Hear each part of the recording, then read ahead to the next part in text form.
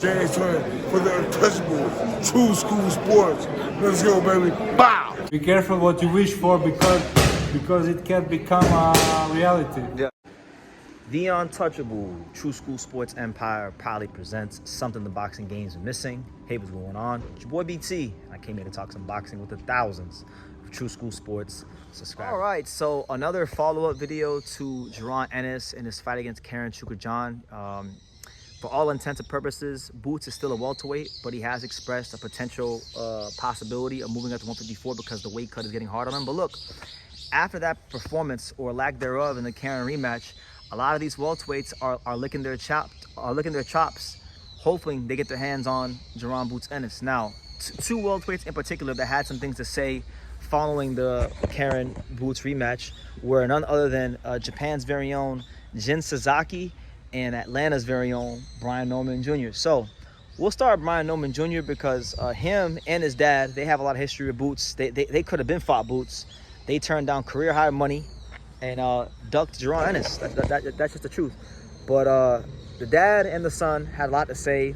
The dad, I'm not even sure what he said. I just know I know he went on Mill City and was smiling. I didn't even watch it because I know he probably was just saying that Boots isn't that good and he's not what you guys think he is, and probably justified why they ducked Jaron Ennis, right? So as far as what Norman or the dad or the son had to say, I don't really think they're in a real position to talk because they didn't want no smoke. It was Karen that took the fight. Karen went to Philly. Y'all should have been like Karen. You know, I'm not even sure that Brian Norman Jr. would do as good against Boots as Karen did in the rematch. I'm just being honest. Brian Norman's a strong fighter. You know, he's got more firepower than Karen, that's for sure, as far as punching power, but he don't got the craft or the feet to land the kind of shots Karen was landing on Boots. That's just what I believe from watching Norman and studying Norman and watching Karen and seeing how he did against Boots. I don't think Brian Norman Jr.'s boxing IQ is up to par to have the kind of performance Karen did in the Boots rematch. You know, and Karen didn't even win. He didn't even win against Boots. He just had a competitive, respectable, you know, close fight, but lost, you know. So that being said, hopefully, you know, Brian Norman Jr. can win his fight against Derek Cuevas. I think he's fighting in March.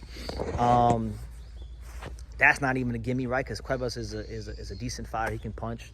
I have gone on record already and said that I'm putting Brian Norman Jr. on a mild, not big, but a mild upset alert because Cuevas can punch. He does have some pedigree to him, but in the end, Norman should be too strong for him, you know. But we'll see. We'll see.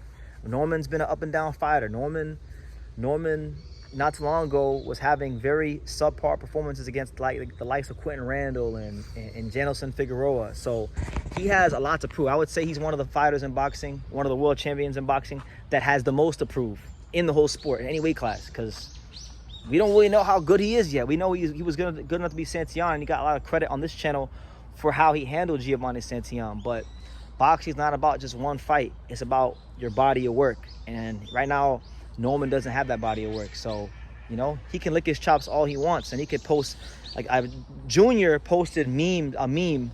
It was a picture of a guy going like this, basically saying that Boots didn't fight well, and that's how he pretty much left it. So hopefully, if he wins and Boots stays at 47, they can handle their business, and the fight maybe will be bigger, and both guys can get paid and give the boxing fans a great show here in the States. So that's one welterweight that's licking their chops to get their hands on Boots.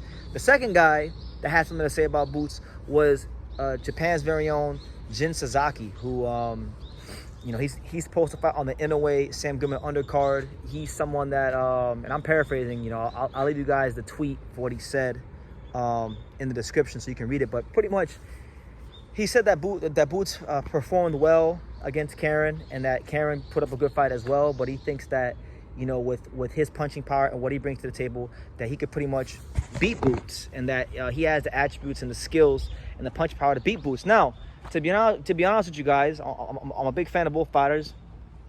I always thought, and I always made Boots a big favorite against Jin Sasaki. I would always say, if you would have asked me before the Karen rematch, if you would have said, BT, out of 100, what type of favorite would you make Boots against Jin Sasaki?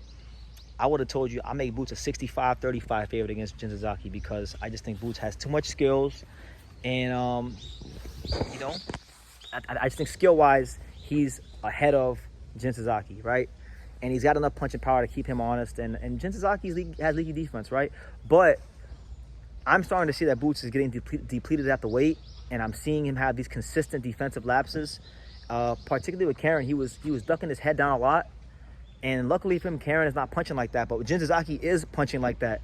So now I would have to change it from a 65-35 in favor of Boots to like 55-45 in favor of Boots. I make it a closer fight now. Obviously, with Boots still being the favorite, I just think in the end he'd have too much skills for Jin Sasaki, and Sasaki's defense is too leaky. But if Boots gets into exchanges, which he's going to, and his defense continues to be leaky, and he is depleted at welterweight, oh man, let that Japanese boy put some hands on him. Let Jin Sasaki land some of them shots that Karen was landing. I'm telling you, a lot of y'all be surprised what Sasaki would do to Boots if his defense is not cleaned up.